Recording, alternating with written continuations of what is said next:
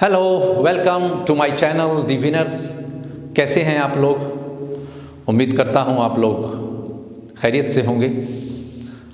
मैं आपका दोस्त सैयद राशिद अली फिर एक दफ़ा आपकी खिदमत में हाजिर हूं।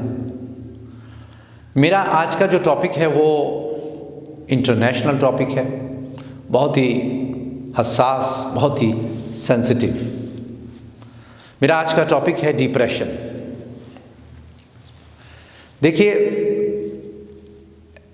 हिंदुस्तान में एक कंपनी है नीमैन्स ब्यूरो साइंस, उसका एक सर्वे आया था जिसने मुझे भी चौंकाया और न जाने कितने लोगों को ताज्जुब में डाल दिया।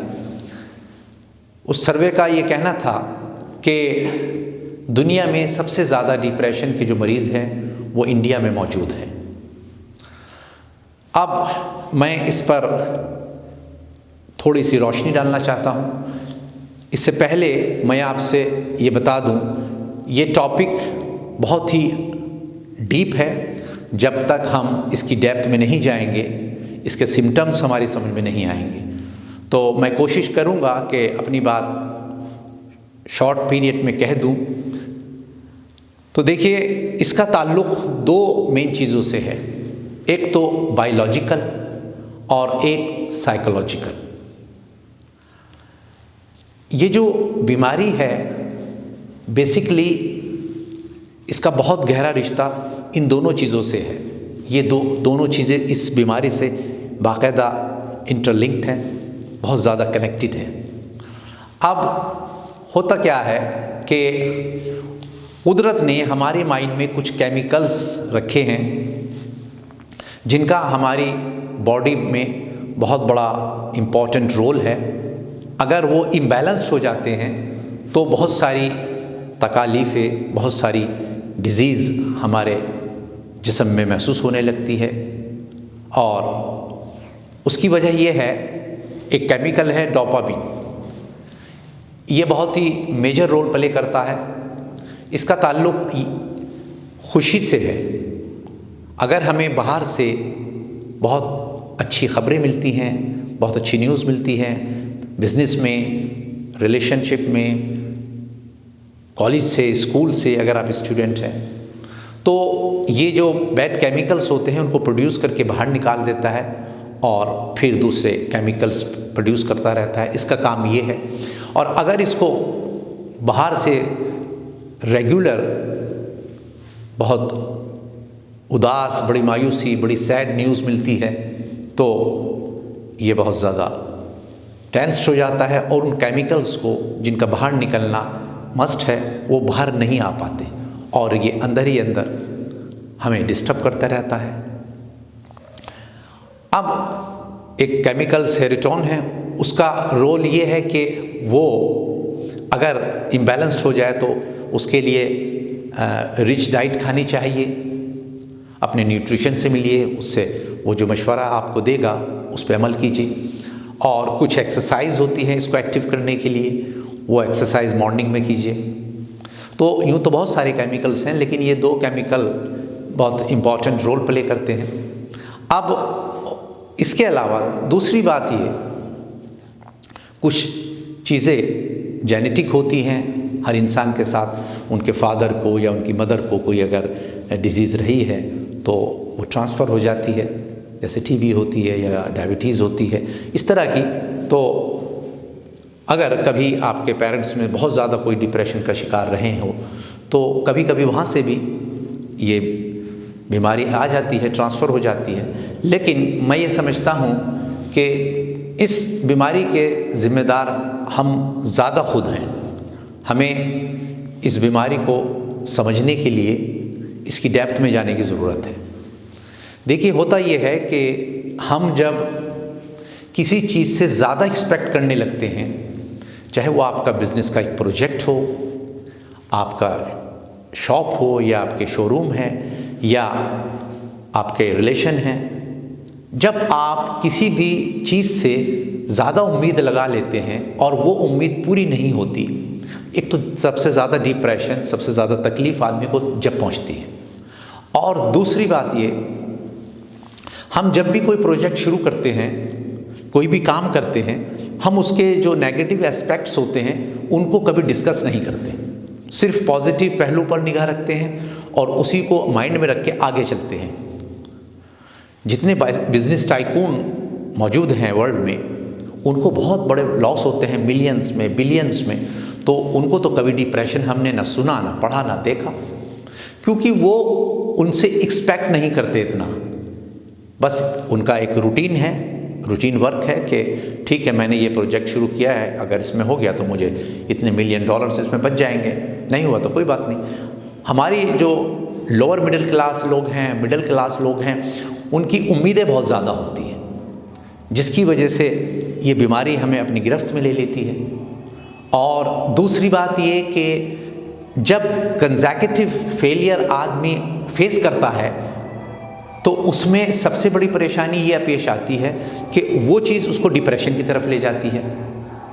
अब उसका जो मैं अक्सर लोगों को बताता हूँ अपने सेशंस में कि इस बीमारी की जो मेन रूट है, इसकी जो वजह है वो ये कि मान लीजिए आपके माइंड में कुछ थॉट्स स्टकअप हो गए हैं और वो आपको हॉन्ट कर रहे हैं, वो आपको हैरेस कर रहे हैं। ठीक है, देखिए, एक तरफ हम ये जानते हैं, मानते भी हैं कि इंसान ने बहुत प्रोग्रेस की है, बहुत चीज़ों को फतेह किया है, तो ये जो छोटी सी बात है जिसको हम थॉट्स कह रहे हैं, फिर इसकी इतनी हिम्मत कैसे हो सकती है कि वो आपकी पूरी बॉडी को डिस्टर्ब कर देगा, पूरी बॉडी पर कंट्रोल करना शुरू कर देगा।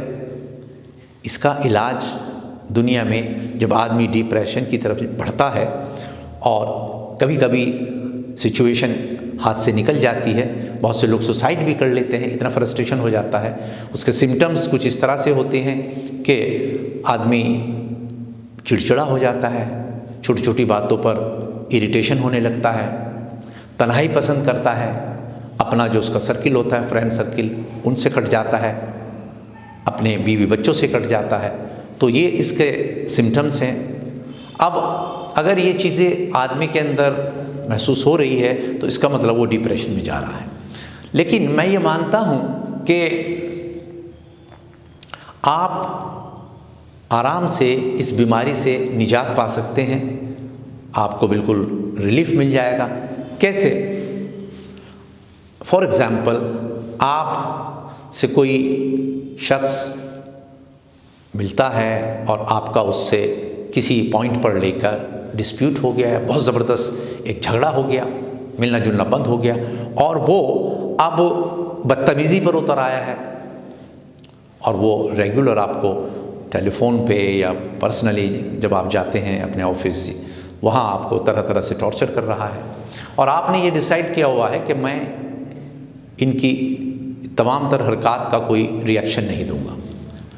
और एक वक्त ऐसा आता है कि जब उसको ये महसूस हो जाता है ये रिएक्ट ही नहीं करता, तो वो खुद ब खुद चीज़ों को बंद कर देता है। इससे क्या लेसन मिलता है कि जो उसका एग्जिस्टेंस है वो ख़त्म हो गया, वो जो सेंटेंसेस, जो जुमले आपको कस रहा था, बैड कमेंट्स कर रहा था, वो ख़त्म हो गया। इसी तरीके से आप जो थॉट्स आपको डिस्टर्ब कर रहे हैं, आप उनको इग्नोर कर दीजिए।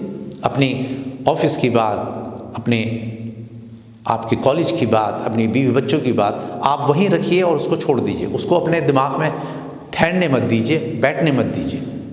क्योंकि मैं आपको बता दूं कि मेडिकल साइंस में डिप्रेशन का कोई इलाज नहीं है। जब आप डिप्रेस हो जाते हैं तो आप जनरल फिजिशियन से कंसल्ट करते हैं, वो 2-4 रोज़ के बाद हाथ खड़ा कर देता है, फिर वो आपको कहते हैं आप साइकोलॉजिस्ट के पास जाएं। बेसिकली उनका भी ये केस नहीं होता, वो कहते हैं साइकेट्रिस्ट के पास जाएं। फिर वो आपको कहते हैं कि आपको कोऑपरेट करना पड़ेगा, दवाई इसमें कुछ नहीं करेगी, आपको एक्सरसाइज भी करनी पड़ेगी, आपको मेडिसिन भी खानी पड़ेगी, कुछ चीज़ों को आपको निगलेक्ट करना पड़ेगा, जैसे मैं आपसे अर्ज़ कर रहा हूँ। तो इसी तरीके से अगर आप डॉक्टर साइकियाट्रिस्ट के पास जाते हैं और वो भी आपको यही मशवरा देता है, इससे बेहतर है कि आप खुद क्यों ना कंट्रोल कर लें। उनके पास क्या इलाज होता है कि वो आपको नशे की कुछ दवाइयाँ दे देते हैं, थोड़ी वक्त के लिए आपको राहत मिल जाती है, उसके बाद फिर आप उसी स्टेट में आ जाते हैं जहाँ से आपने डॉक्टर से कंसल्ट किया था। तो ये तो कोई इलाज ना हुआ। तो इसलिए एक चीज़ ऊपर वाले ने हर इंसान को बख्शी है जिसको हम विल पावर कहते हैं। हमारे अंदर बहुत ज़बरदस्त विल पावर छुपी हुई है, हम उसको एक्सप्लोर नहीं कर पाते, उसको रिकग्नाइज़ नहीं कर पाते। आपने पढ़ा होगा, किताबों में सुना होगा, बड़े बड़े पीर फ़कीर ऋषि मुनि अपनी जगह जहाँ बैठ जाते हैं उनको दुनिया की कोई चीज़ अफेक्ट नहीं करती। क्यों? कि वो अपनी विल पावर को अपने बस में कर लेते हैं, कंट्रोल कर लेते हैं। तो इसीलिए अगर आप अपनी विल पावर को एक्सप्लोर कर लेंगे, ये थॉट्स कुछ भी नहीं कर पाएंगे, इनका वजूद ही कुछ नहीं है, ये ज़ीरो है बिल्कुल। जैसे एक और एग्जाम्पल मैं आपको देता हूँ, उससे समझाता हूँ। कभी कभी ऑल ऑफ अ सडन कोई आदमी चेन स्मोकर होता है, बहुत सिगरेट पीता है, कोई शख्स बहुत शराब पीता है, और वो एक ही लम्हे में ये बैड हैबिट छोड़ देता है। तो उसने ज़िंदगी भर कभी ना डॉक्टर की बात मानी, ना अपनी फैमिली की बात मानी, लेकिन पता नहीं क्या चीज़ उसको स्ट्राइक कर गई या हर्ट कर गई, उसने फ़ौरन वो आदत छोड़ दी।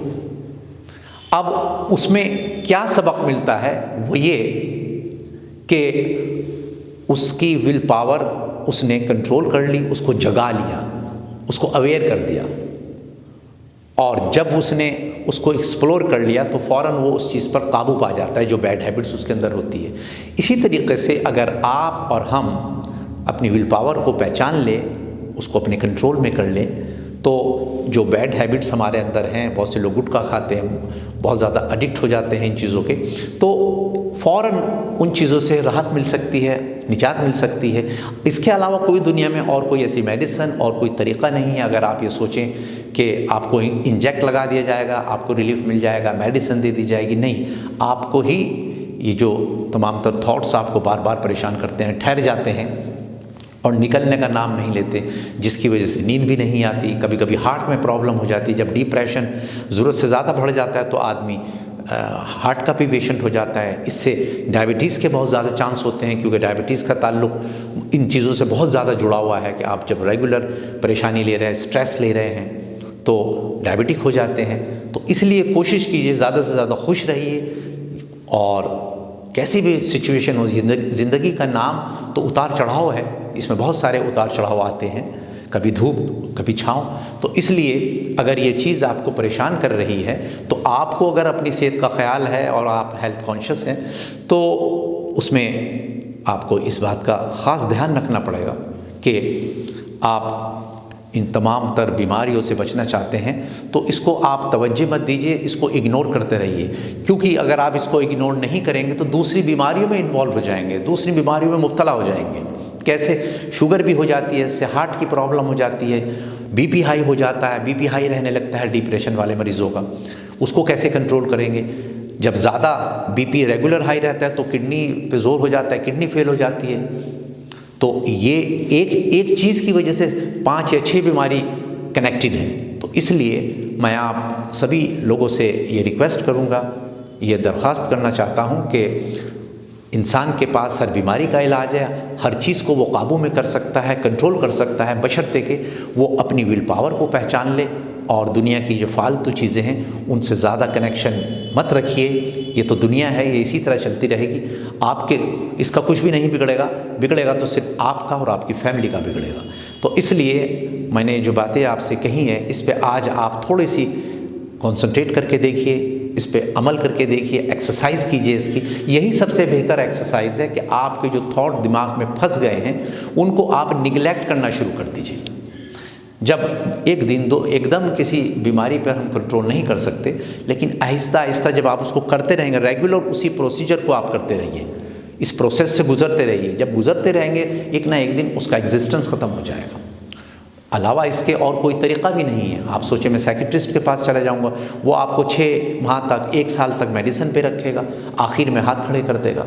मैंने बहुत सारे पेशेंट ठीक किए हैं जो सब जगह से हिम्मत हार चुके थे और वो जगह जगह जाते थे, पैसा भी बहुत खर्च करते थे और सेहत बहुत ख़राब हो गई थी, तो उनकी काउंसलिंग की तो वो ठीक आहिस्ता आहिस्ता ठीक होते चले गए। उसके लिए अच्छा एटमॉस्फेयर होना चाहिए, थोड़ा सा इंजॉय कीजिए, इतना स्ट्रेस मत लीजिए, कुछ म्यूज़िक सुनिए, जो भी आपका टेस्ट का म्यूज़िक है, आपको गज़ल पसंद है, सॉन्ग्स पसंद है, ओल्ड सॉन्ग्स, न्यू सॉन्ग, जो भी आप कभी कभी मूवी देख लीजिए, जिससे आपको जो अंदर का टेंशन है वो रिलीज़ हो जाए, जो बिल्डअप हो रहा है वो बाहर निकल जाएगा, उससे आपको आहिस्ता आहिस्ता डिप्रेशन से सुकून मिलना शुरू हो जाएगा। यही इसका तरीका है। अपने बच्चों के साथ वक्त गुजारिए, अपनी वाइफ के साथ वक्त गुजारिए, थोड़ा सा अगर आप खाना पकाना जानते हैं तो अपने किचन में जाके थोड़ा सा खाना बनाइए, उनका हाथ बटाइए, उससे जो टेंशन होता है वो रिलीज़ होना शुरू हो। अपने आप को बिज़ी रखिए, किसी न किसी चीज़ में बिज़ी रखिए। जब आप अपने आप को किसी चीज़ में मसरूफ़ कर देंगे तो वो चीज़ उस वक्त परेशान नहीं करती। परेशान जब करती जब आदमी तन्हा होता है, अकेले बैठा है और सोच रहा है मुझे बिज़नेस में 1 करोड़ रुपए का लॉस हो गया, मुझे 10 करोड़ का लॉस हो गया। होने दीजिए, आपसे बेहतर, आपसे अच्छा कुछ भी नहीं है। आप हैं तो सब कुछ है, आप हैं तो लॉस भी होगा, प्रॉफिट भी होगा, और आप ही नहीं रहेंगे तो फिर क्या होगा। तो इसलिए आज से ये आप डिसाइड कर लीजिए कि मुझे इस बीमारी से जीतना है, और हर सूरत में जीतना है, हर सूरत में आपको जीतना है, और दुनिया की कोई ताकत ऐसी नहीं जो आपको हरा दे। आपको बिल्कुल विजेता बनना है। तो चलिए बस आज इस टॉपिक पर इतना ही। मैं अपने किसी अगले टॉपिक पे आपसे फिर मुलाकात करूँगा। जब तक के लिए मुझे इजाज़त दीजिए, और आखिर में इस चैनल को सब्सक्राइब करना और बेल का बटन दबाना मत भूलिएगा। बहुत बहुत शुक्रिया। Thank you very much.